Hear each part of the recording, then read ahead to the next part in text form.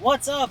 This is a 2013 Jeep Grand Cherokee and it had an old outdated radio. What we did is we upgraded the radio to the Pioneer WT8600NEX as a 10-inch floating screen with Apple CarPlay, Android Auto.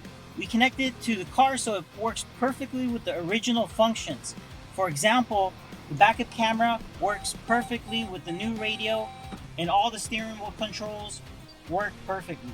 It also integrates with the car, so it gives a lot of car features onto the radio.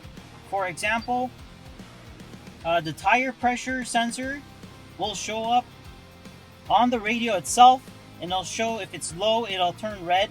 It'll show you the battery voltage. The check engine light will come on, and you can actually read the code. It also displays the gauges of the car onto the radio. For example, the fuel, speedometer, the intake temperature, the RPMs, it'll show everything on it.